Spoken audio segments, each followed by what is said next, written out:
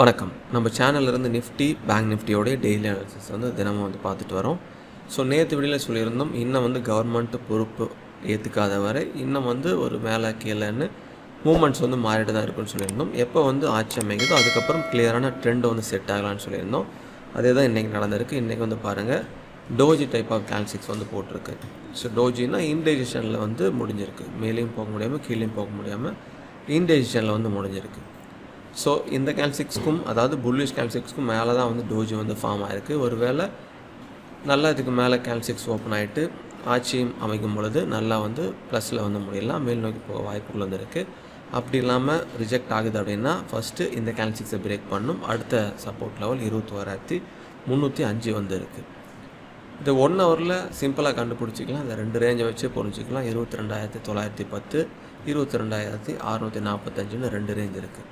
இந்த 2 ரேஞ்சில் மேலே பிரேக் பண்ணிச்சுன்னா அடுத்து ரெசிஸ்டன்ஸ் லெவல் 23,305. ஸோ இந்த 2 ரேஞ்சு கீழே வந்துச்சு அப்படின்னா அது 21,791 நோக்கி கீழே போக வாய்ப்புகள் இருக்குது. ஸோ மேலேருந்து ரிஜெக்ட் ஆனால் கீழே, இங்கேருந்து சப்போர்ட் தான் மேலே அப்படின்னு புரிஞ்சுக்கலாம். சிபேரில் பாருங்கள், ஹையர் வேல்யூ நேரோ சிபேராக இருந்துகிட்ருக்கு. ஸோ நேரோ சிபேர், டோஜி ரெண்டுமே இன்டென்ஷன் அந்த லெவல் இன்றைக்கி கொஞ்சமாக தான் மூவ் ஆகிருக்கு. அதனால் நாளைக்கு R1 தாண்டி நல்லா ட்ரெண்டிங்காக இருக்க வாய்ப்பு இருக்குது மேலே போனால். அல்லது S1 தாண்டி கீழே வந்துச்சுன்னா நல்லா ட்ரெண்டிங் கீழே இருக்க வாய்ப்பு இருக்குது. R1லேருந்து ரிஜெக்ட் ஆனிச்சுன்னா திரும்ப S1 வரைக்கும் நம்ம பார்க்கலாம் கீழே இறங்கிறது. S1லேருந்து சப்போர்ட் எடுத்துகிட்டு மேலே போக ஆரம்பிச்சிச்சுன்னா R1 வரைக்கும் பார்க்கலாம். ஸோ இதுதான் நாளைக்கு மூவ்மெண்ட் இருக்க வாய்ப்புகள் இருக்குது. ஹையர் வேல்யூ சிபேர், டோஜி அண்ட் நேரோ சிபேர் இருக்கிறதுனால இந்த ரேஞ்சை பிரேக் பண்ணும் சமயத்தில் அந்த சைடு ட்ரெண்டிங்காக இருக்க வாய்ப்புகள் இருக்குது. இதே தான் பேங்க் நிஃப்டிலையும் நடந்திருக்கு. ஸோ பாருங்கள், இன்றைக்கி டோஜி போட்டிருக்கு. டோஜியோடைய லெவலு அதோடைய ஹை லோ 49,672, 48,948 இருக்குது.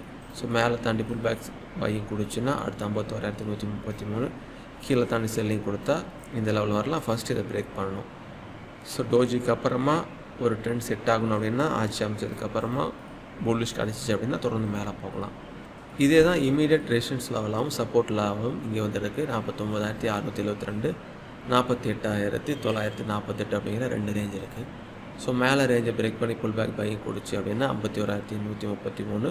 ஸோ கீழே பிரேக் பண்ணி புல் பேக் செல்லிங் கொடுச்சுன்னா 46,446 இருக்குது. உடனே கீழே போக வாய்ப்புகள் இருக்குமா அப்படின்னு தெரில. இந்த ரேஞ்சை பிரேக் பண்ணதுக்கப்புறம் நம்ம கண்டிஷனை முடிவு பண்ணிக்கலாம். ஸோ மேலே பிரேக் பண்ணால் இமீடியட்டு, அடுத்த இந்த இமீடியட் தாண்ட உடனே அடுத்தது இதை நோக்கி, கீழே வந்தால் கீழே இதை நோக்கின்னு புரிஞ்சிக்கலாம். அடுத்தது அந்த மாதிரி கண்டிஷன் நம்ம மாற்றிக்கலாம். இங்கே சிபேரில் வெரி நேரோ சிபேர் இருக்குது. ஹையர் வேல்யூ வெரி நேரோ சிபேர். அதனால் அதே டோஜி வெரி நேரோ சிபேர் அப்படிங்கிறதுனால இங்கேயும் ட்ரெண்டிங்காக இருக்க வாய்ப்புகள் இருக்குது. R1 தாண்டிச்சுன்னா மேலே ட்ரெண்டிங்காக இருக்கும். S1 தாண்டி கீழே வந்துச்சுன்னா கீழே ட்ரெண்டிங்காக இருக்க வாய்ப்பு இருக்குது. R1லேருந்து ரிஜெக்ட் ஆனால் S1லேருந்து சப்போர்ட் எடுத்து R1, இதுதான் நடக்கும். ஸோ அதனால் கவர்மெண்ட் ஆட்சி அமைச்சு அவங்களுடைய முடிவுகள் எப்படி இருக்கோ அதை பொறுத்து ட்ரெண்டும் செட் ஆனதுக்கப்புறம் தான் கிளியரான செட்டு அமையும் எப்படி போகணும்னு தெரிஞ்சிக்க முடியும். அதுவரை இந்த மாதிரி ஏற்ற இறக்கங்கள் இருக்கும். அந்த ரேஞ்சை ஃபாலோ பண்ணிக்கலாம். அந்த ரேஞ்சில் நம்ம அடுத்து என்னென்ன போகுது அப்படின்னு செக் பண்ணிக்கலாம். ஸோ இதுதான் ரிசர்ச். இன்றைக்கி ரிசர்ச்சோட உங்களோட ரிசர்ச்சும் பண்ணுங்கள். எல்லா விடையும் செக் பண்ணிவிட்டு அதுக்கப்புறம் உங்கள் முடிவெடுங்க. மீண்டும் உங்களை அடுத்த வேலை சந்திக்கிறேன். மிக்க நன்றி.